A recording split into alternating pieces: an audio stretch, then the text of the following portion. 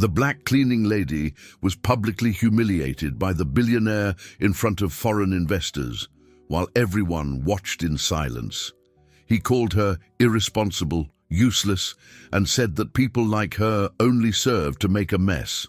But when cell phone screens began flashing with explosive news, revealing multi-million-dollar frauds and a corruption scheme, the name that appeared in the report's signature was hers. What happened next would forever change the destiny of that powerful man and prove that true strength lies not in money, but in the courage of those whom no one ever saw. Subscribe to the channel to receive heartwarming stories every day. The afternoon sun streamed through the glass windows of the penthouse like golden blades cutting through the silence. Down below, the Copacabana boardwalk shimmered under the Rio de Janeiro heat. But inside, the air was frigid. Cold as Eduardo Ferraz's gaze as he adjusted his tie knot and watched the guests arrive for the reception. Businessmen, foreign investors, important people who couldn't afford to see any flaws. Teresa Silva knelt in the corner of the room, meticulously cleaning the marble baseboard with steady, silent movements. She knew her place, knew when to disappear, knew that in this world her presence was only noticed when something went wrong. And this afternoon, something did go wrong. Clara, Eduardo's 7-year-old daughter, ran through the room with a cup of orange juice in her hand. Her brown hair bounced as she laughed, searching for Teresa. "Aunt Teresa! Aunt Teresa!" Her high-pitched voice echoed amidst the formal conversations of the adults. The girl stumbled. The cup flew. The orange liquid spread across the marble floor and splashed onto the important papers on the coffee table. Silence fell instantly. Eduardo turned slowly, his eyes fixed on the mess. Then he looked at Teresa, who was already on her feet, extending her hand to Clara with a reassuring smile. "It's okay, sweetie. It was just an accident."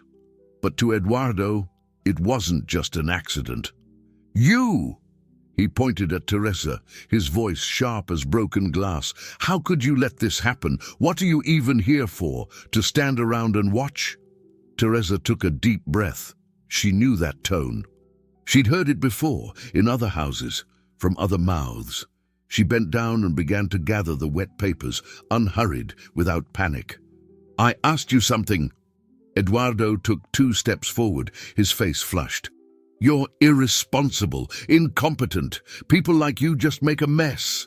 The guests exchanged glances. Some looked away. Others discreetly took out their phones. Clara began to cry softly, burying her face in her hands. Teresa stopped what she was doing. She stood up slowly. She looked at Clara, then at Eduardo. And in a calm, firm voice she said, "It's okay, sweetie. No one is less because they clean up after others." The words echoed through the room like a distant bell. Eduardo opened his mouth to respond, but was interrupted. Before continuing, tell us where you're watching from and subscribe to the channel for heartwarming stories every day. One of the security guards rushed into the room, his phone in hand and a tense expression on his face. He approached Eduardo and whispered something in his ear. The billionaire frowned. He grabbed his phone. The screen was full of notifications, messages, missed calls, news alerts. He tapped on one of them and read. The headline read, "Real estate mogul implicated in tax fraud and bribery scheme. Exclusive investigation reveals falsified contracts and money laundering." The color drained from Eduardo's face. He scrolled down.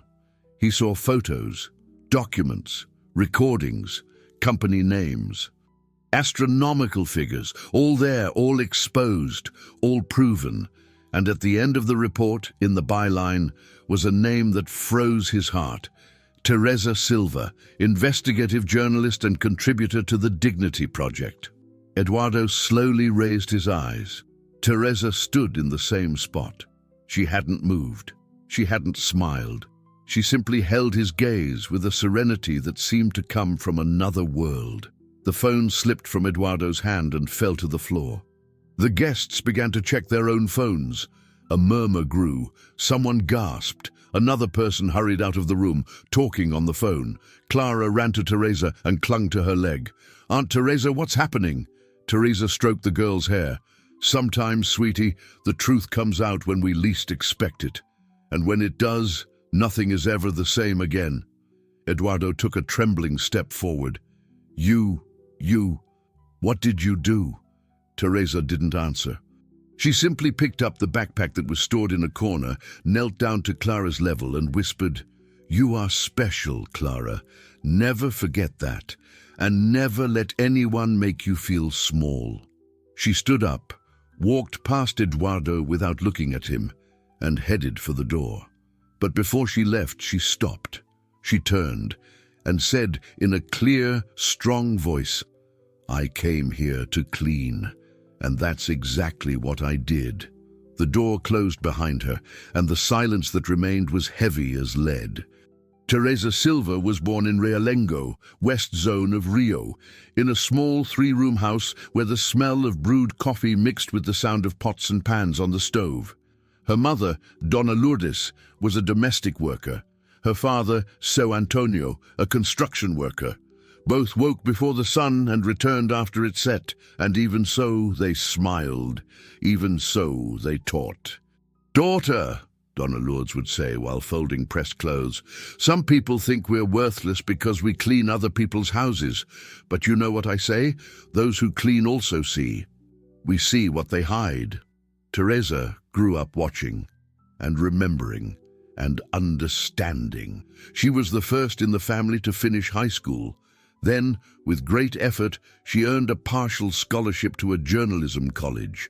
She studied at night, worked during the day. Sometimes, in the early morning hours too, she cleaned offices, kitchens, bathrooms, and she listened, always listened. It was in one of those houses that she realized people talked too much in front of those they considered invisible. A businessman discussing a bribe while she wiped down the table. A socialite talking about tax fraud while Teresa changed the bed linens. A lawyer detailing a scheme while she collected dirty glasses from the living room. They didn't see her, but she saw everything, and that's how the idea was born. Years later, after graduating, Teresa became a contributor to an independent investigative journalism project called Dignity. The goal? To infiltrate the homes of powerful families, document abuses against domestic workers, and, when possible, expose financial crimes committed by those who thought themselves untouchable. Teresa didn't do it for revenge. She did it for justice, for the mother who never had a vacation, for the father who died without a pension, for the women she'd met throughout her life who carried the weight of the world on their shoulders while cleaning the floors of those who scorned them. She was 42 when she accepted the mission to infiltrate Eduardo Ferraz's home. The dossier she received was extensive: tax fraud, fake contracts, shell companies, money laundering. Eduardo was untouchable, rich, influential, protected. But there was a loophole. He always hired undocumented housekeepers, women who needed the work so badly they didn't ask questions. Teresa applied. She was accepted, and she went in. For the first few days, she observed, the routine, the schedules, the conversations. Eduardo was meticulous but arrogant. He kept important documents in his own home, thinking no one would dare touch them. He took confidential calls while Teresa vacuumed. He left contracts on the table while she cleaned around them. He didn't see her, and that was precisely why she could see everything. At night, after everyone slept, Teresa photographed documents, recorded conversations, noted names, copied files. She sent everything to the project team, each piece of the puzzle being assembled with patience and precision. But amidst it all, there was Clara. The 7-year-old girl was quiet, observant, needy. Eduardo barely looked at her. Her mother had left years before, tired of the cold marriage. Clara grew up alone in that huge penthouse, surrounded by luxury and devoid of affection. It was Teresa who heard her when she had nightmares. It was Teresa who helped with homework. It was Teresa who sat on the floor to play with her when no one else would. "Aunt Teresa," Clara asked one day, "why are you so nice to me?" Teresa smiled. "Because you deserve it, my love. Everyone deserves to be treated with kindness." Clara hugged Teresa tightly. "I wish you were my mom." Teresa's heart ached. She knew she would have to leave soon. She knew the truth would come out. And she knew that when it did, everything would crumble. But until then, she would do what she always did: care, protect, and reveal. Because Teresa Silva wasn't just a cleaner, she was a woman who cleaned to see, and who saw to liberate. Eduardo Ferraz's penthouse wasn't just a home. It was a stage, a set designed to impress, intimidate, and maintain distance. Every object had its place, every person their function, and everyone knew that the command came from one man. Eduardo woke up at 6 in the morning. He had coffee alone while reading financial reports. By 7, he was already on the phone. At 8, he received partners, lawyers, advisors. The house was an office disguised as a residence. Teresa saw it all up close. Besides her, 2 other people worked there. Marta, the cook, a middle-aged woman who spoke little and cooked a lot, and Ronaldo, the driver and security, a serious man who avoided conversation. Both were discreet.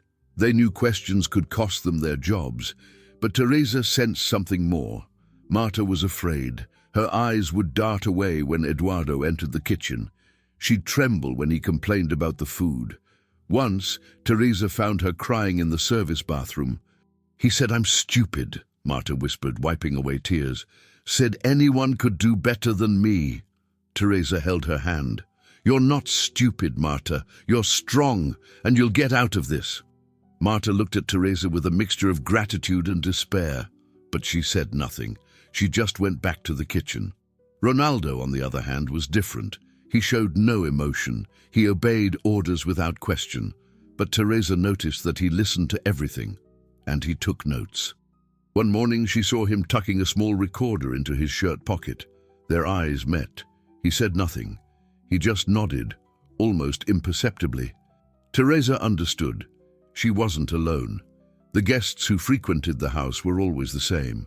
Men in suits, women in high heels, low-voiced conversations, calculated laughter.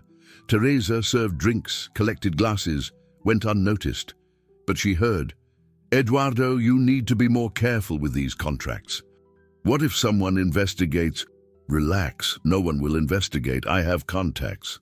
"And what if it leaks?" "It won't leak. I control everything." Teresa memorized every phrase, every name, every detail. But the real poison of that house wasn't in the fraud. It was in how Eduardo treated people, as if they were pieces in a game, disposable, replaceable. He yelled at Marta for a wrong spice, humiliated Ronaldo for a traffic delay. And with Teresa, he simply acted as if she didn't exist, until that afternoon, until the glass of juice, until the moment he decided she was guilty. Clara was the only light in that dark place. The girl drew a lot. She spent hours in her room with colored pencils and paper, creating worlds where people smiled, where no one yelled, where everything was colorful. "Look, Aunt Teresa, I drew us." Teresa looked at the drawing. 2 figures holding hands, one tall, one small, both smiling. "It's beautiful, my love. Do you like working here, Aunt Teresa?" The question caught Teresa by surprise. She knelt beside Clara and chose her words carefully. "I like being with you, Clara. That's what makes me happy." The girl hugged Teresa. "When I grow up, I want to be like you." Teresa felt a lump in her throat. "You'll be better than me, little one. Much better."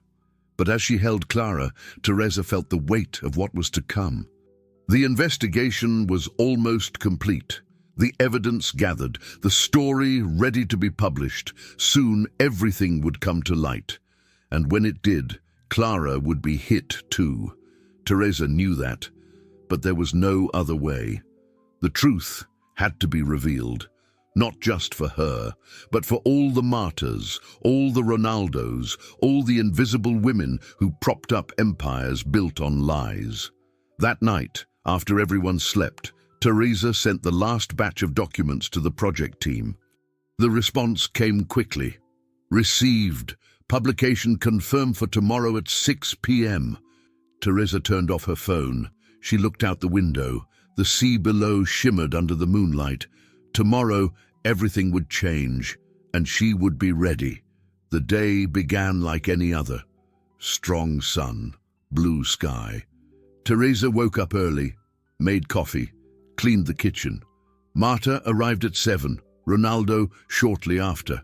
Clara had breakfast in silence, still sleepy. Eduardo left early for a meeting. Everything seemed normal, but Teresa knew it wasn't. At 2 in the afternoon, the first guests began to arrive. Italian businessmen, German investors, important people. Eduardo was anxious. This meeting could yield millions. He reviewed the documents several times. He asked Teresa to clean the living room one more time. He demanded that everything be perfect. "Nothing can go wrong today," he said, more to himself than to her. Teresa just nodded. At 3 o'clock, the living room was buzzing. Conversations in English, German, Spanish. Polite laughter, glasses of whiskey. Marta brought out appetizers. Teresa served the drinks. Everything was going smoothly, until Clara appeared. The little girl had just woken from a nap. Her hair was messy, her eyes still puffy from sleep. She held a glass of orange juice and was looking for Teresa. "Aunt Teresa! Aunt Teresa!" Teresa turned, smiling. "Hey, sweetie. Sleep well?" Clara ran towards her, excited, but the floor was slick. The girl's foot slipped. She stumbled. The glass flew. The juice spread across the marble floor and splashed onto the important documents on the coffee table. Silence. Eduardo froze. His eyes flicked from the floor to the wet papers, then to Clara, and finally to Teresa. What is this?" His voice was low, but thick with rage. Teresa was already moving, grabbing cloths, trying to clean it up quickly. "It was an accident, sir. I'll take care of it right now." "An accident?" Eduardo stood up abruptly. "You were here. How could you let this happen?" Clara started to cry. "Daddy, it was an accident. I tripped." "Quiet!" Eduardo raised his voice. The girl recoiled, frightened. The guests exchanged uncomfortable glances. Some pulled out their phones, pretending to check messages. Eduardo advanced towards Teresa. "You're irresponsible, incompetent. You're useless," Teresa continued, cleaning silently. "I'm talking to you." Eduardo was red-faced now. "People like you just make a mess. Do you think this meeting was easy to arrange? Do you think these documents are a game?" Teresa stopped. She stood up slowly, looked directly at him. "Sir, it was an accident. Clara is a child." "I don't care. You should have been watching her. That's what I pay you for." "You don't pay me to be a nanny. You pay me to clean." The silence that followed was deafening. Eduardo took a step forward, his finger pointed. "How dare you talk back to me? You're nothing but a maid, a cleaner. You are nothing." The words echoed through the room like whip cracks. Teresa didn't respond. She just looked at Clara, who was crying in the corner. She approached the girl, knelt beside her, and wiped her tears. "It's okay, my love. No one is less for cleaning up after others." Eduardo opened his mouth to shout again, but was interrupted. The security guard, Ronaldo, rushed into the room. His face was pale. He held his phone with trembling hands. He approached Eduardo and whispered something in his ear. Eduardo frowned, annoyed. He took the phone, and his world crumbled. The screen was flooded with notifications, messages, alerts, missed calls. He clicked on one. The headline read, "Billionaire Eduardo Ferraz involved in tax fraud and money laundering scheme. Exclusive investigation reveals corruption ring." Eduardo read, reread, scrolled down. He saw photos of contracts, names of shell companies, amounts transferred, recordings, evidence, and there at the end of the report, the name of the journalist responsible for the investigation, Teresa Silva. The phone slipped from his hand. He slowly raised his eyes. Teresa was standing, holding Clara's hand.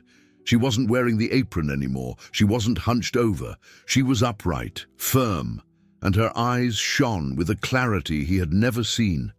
"You..." Eduardo could barely speak. "You... did this?" Teresa didn't answer. The guests started checking their own phones. Murmurs, exclamations. Someone stood up and quickly left the room. "You were spying on me!" Eduardo shouted. You betrayed me." "No, sir." Teresa's voice was calm, almost soft. "I merely revealed what you were already doing. The betrayal was all yours." Eduardo took a stumbling step back. His face was white. His hands trembled. Clara looked at Teresa, confused. "Aunt Teresa, what's happening?" Teresa knelt again. "My love, sometimes adults do wrong things, and when someone finds out, they get angry. But it's not the fault of the one who tells the truth. It's the fault of the one who lied." Eduardo was in shock. The guests began to leave. One of them stopped at the door and said in English, "We'll be reviewing our contract, Mr. Ferraz." The room emptied. Only Eduardo, Clara, Teresa, and Ronaldo remained. Eduardo sank onto the sofa, hands over his face. Teresa picked up her backpack, which had been stored in a corner. She walked past Eduardo without looking at him, but before leaving she stopped, turned around, and said in a firm, clear voice, "You called me nothing, but it was this nothing that brought down your empire." The door closed behind her, and the silence that remained was the sound of justice. Teresa took the elevator down alone. The mirror reflected her tired but serene face. The doors opened on the ground floor. She crossed the marble lobby, past the doorman, who greeted her with a nod, and stepped out onto the street. The Copacabana sun hit her face. She took a deep breath and walked. There was no rush. There was no fear. Just the weight of someone who had just closed a chapter that took months to write. Meanwhile, upstairs in the penthouse, the silence was heavy as lead. Eduardo was still sitting on the sofa, hands over his face. Clara was beside him, confused, scared. Ronaldo remained standing near the door. Marta had already left, crying. Eduardo's phone wouldn't stop ringing. Calls, messages, lawyers, partners, journalists. He didn't answer any of them. "Daddy, what happened?" Clara tugged at his shirt sleeve. "Why did everyone leave?" Eduardo didn't respond. He was in shock. His mind was trying to process what had happened. How hadn't he noticed? How hadn't he seen? She was there the whole time, cleaning, observing, listening, and he had treated her like nothing. "Daddy!" Clara insisted, her voice trembling. Eduardo finally looked at his daughter. His eyes were red, tired. "Clara, go to your room." "But I want Aunt Teresa." "She's not coming back." "Why?" "Because I told her to leave," Eduardo shouted, losing his patience. Clara began to cry. "You always send everyone away. You sent Mommy away too." Eduardo closed his eyes, took a deep breath. "Clara, please, go to your room." The girl ran off in tears. Eduardo was left alone. Ronaldo was still there. "Do you need anything, sir?" the driver asked, his voice neutral. Eduardo looked at him. "Did you know?" Ronaldo didn't answer immediately. Then calmly he said, "I knew something wasn't right, sir." "And you didn't tell me?" "It wasn't my place to tell you, sir. My place was to obey." Eduardo let out a bitter laugh. "And now? Are you leaving too?" Ronaldo thought for a moment. "I'll stay until you don't need me anymore." Eduardo nodded. Then, in a hoarse voice, he said, "Thank you." Ronaldo left. Eduardo remained alone in the empty living room. The silence was absolute. He stood up and walked to the window. Down below, the city buzzed. People came and went. Life went on. But for him, everything had stopped. He had lost everything. his reputation, his contracts, the trust, and in a way, his dignity, all because of a woman he thought was nothing. Meanwhile, Teresa walked the streets of South Beach. She passed tourists, street vendors, people rushing to catch the bus. No one knew who she was. No one knew what she had done. And that was exactly how she wanted it. She entered a bakery, bought a croissant and a coffee. She sat on a stool by the window, looking out at the street. Her phone rang. It was Ricardo, the editor of Project Integrity. "Teresa, are you okay?" "I'm fine, Ricardo. I'm good."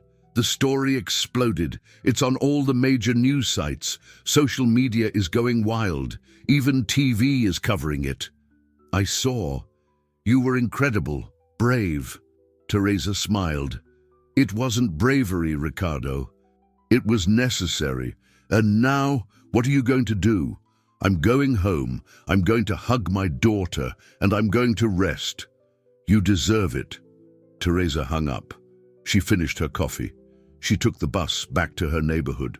When she got home, Jessica, her 16-year-old daughter, was in the living room, glued to her phone.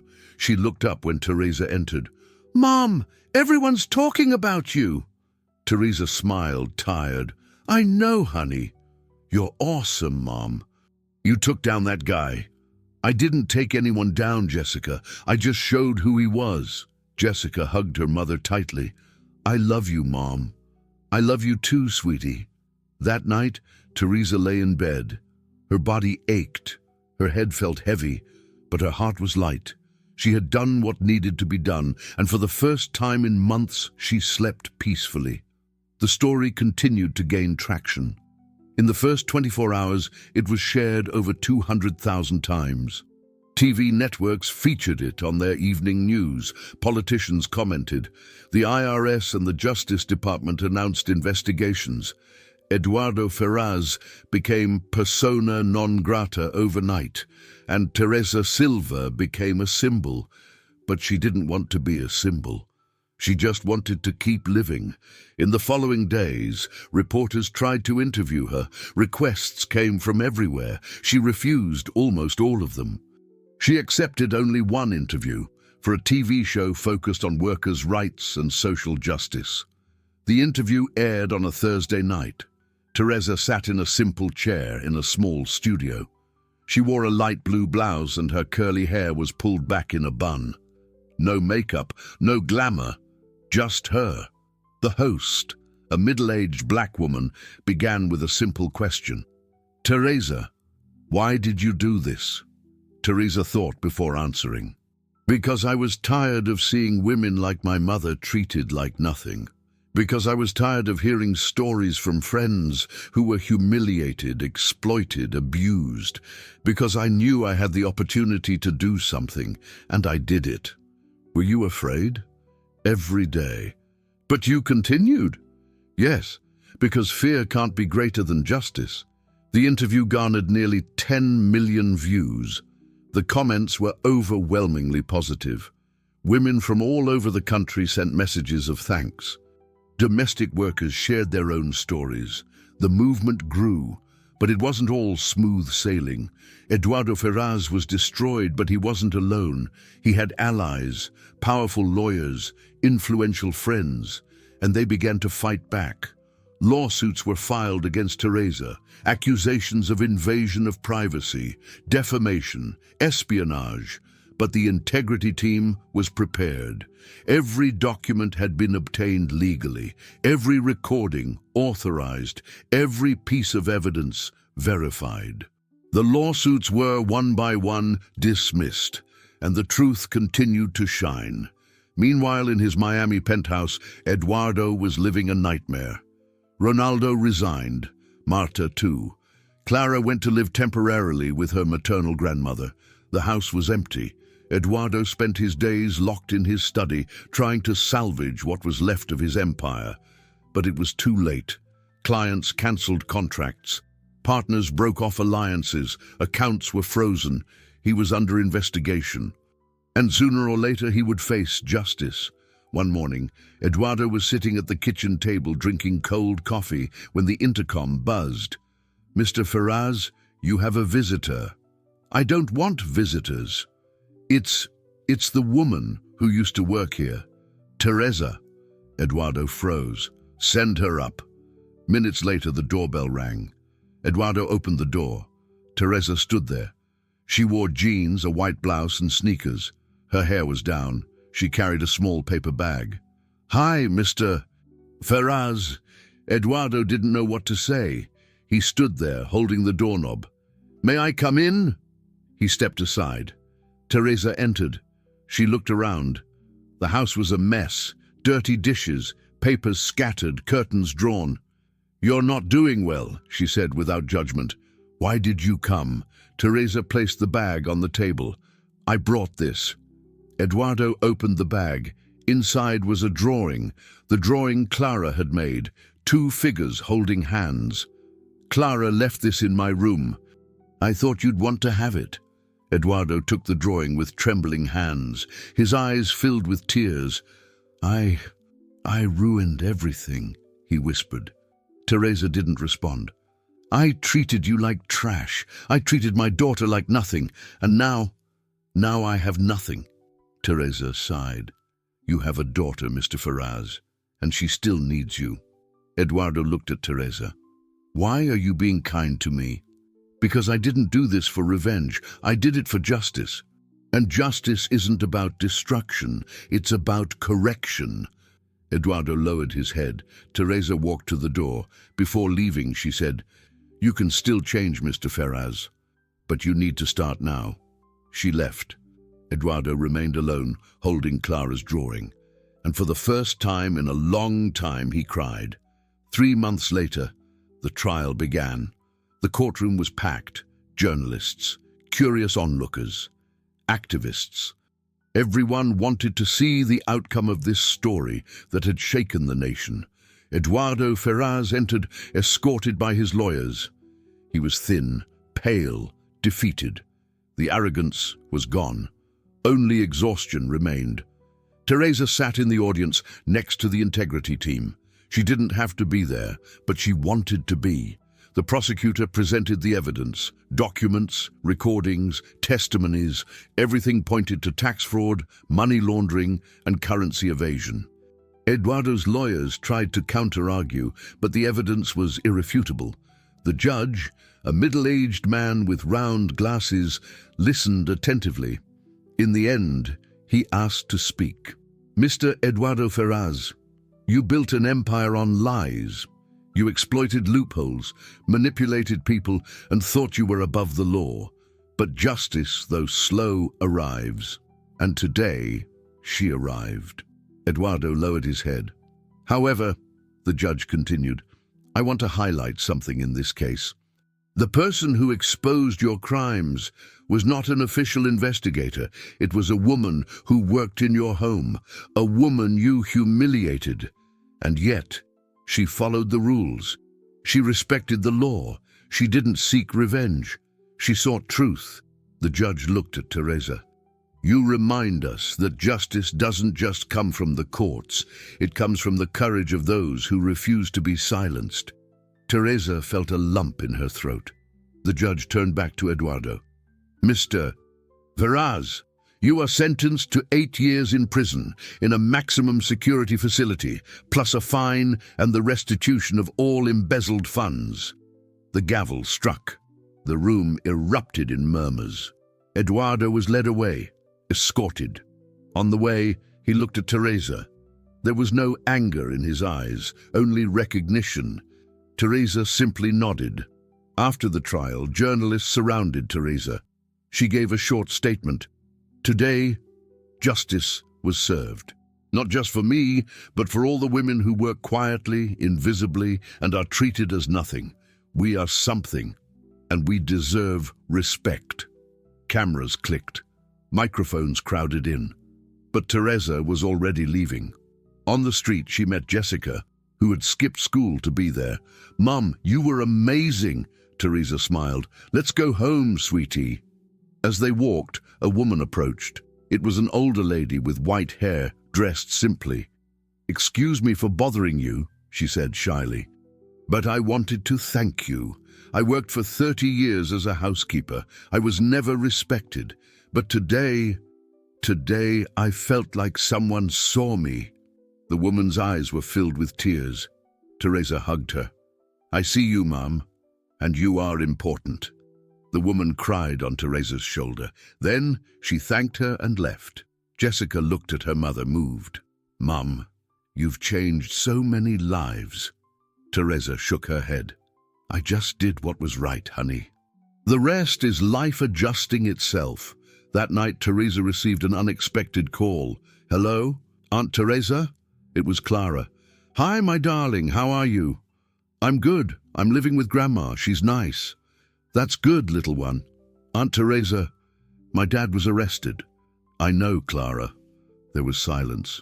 "Do you think he's bad?" Teresa thought carefully. "No, my darling. I think he did wrong things, but that doesn't mean he can't change. I still love him. And you should. He's your father, and he loves you too." Clara started to cry. "I wish you were here." "I'm here, Clara. Whenever you need me, I'm here." After the call, Teresa sat on her porch, looking at the city lights. She thought about everything that had happened. The infiltration, the humiliation, the revelation, the trial, and she realized that, in the end, it wasn't about bringing down a man. It was about lifting a voice. The voice of all the women who had been silenced. The voice of all the hands that cleaned but were never seen. The voice of dignity, and that voice finally had been heard. 6 months later, Teresa was back in Realengo on a clear Saturday morning. She had woken up early, as always, but not to work. She woke up to live. Jessica was in the kitchen making pancakes. "Good morning, Mom. Coffee's ready." Teresa smiled. "Good morning, sweetie. That smells wonderful." They had coffee together, talking about the week, about plans, about life. Jessica was about to finish high school. She wanted to go to law school. Teresa was proud. "You're going to be an amazing lawyer, honey." "I learned from the best, Mum." After breakfast, Teresa went to the backyard. There, in a little corner she had prepared, was a small garden. Yellow, red, white flowers. She watered each one carefully. It was a new ritual, a symbol of a new beginning. Her phone rang. It was Ricardo. "Teresa, are you free today?" "I'm home. Why?" "There's something I wanted to show you." "What? Surprise. Can I come over?" "You can." An hour later, Ricardo arrived. He was carrying a large box. "What's this?" "Open it." Teresa opened the box. Inside, there were books, dozens of them. On the cover of each, it read, "Invisible but Seen, the story of Teresa Silva and the fight for dignity." Teresa was speechless. "We wrote your story, Teresa." "With your permission, of course. And we decided to donate 100% of the profits to a fund supporting domestic workers." Teresa picked up one of the books with trembling hands. She flipped through the pages. She saw photos, testimonials, excerpts from the report. "Ricardo, I don't know what to say." "You don't need to say anything. You've already done it all." Teresa hugged him. "Thank you." That afternoon, Teresa received another visitor. It was a young woman, about 25, black, in a nurse's uniform. "Hi, are you Teresa?" "Yes, I am, and you are?" "My name is Amanda. I work at a hospital. I clean there, and I saw your interview. I read about you, and I wanted to meet you." Teresa invited her in. She offered coffee. They sat in the living room. "I just wanted to say thank you," Amanda said, her eyes welling up, "because you showed that we're not invisible, that we matter." Teresa held her hand. "You always mattered, Amanda, and you will continue to matter," Amanda cried. Teresa did too. After Amanda left, Teresa sat on the porch, holding the book. The sun was setting. The sky was painted in orange and pink. She thought about everything. Her mother, her father, her friends, the women who work silently, those who fight, those who resist. And she thought about Clara. At that moment, the gate opened, and Clara appeared.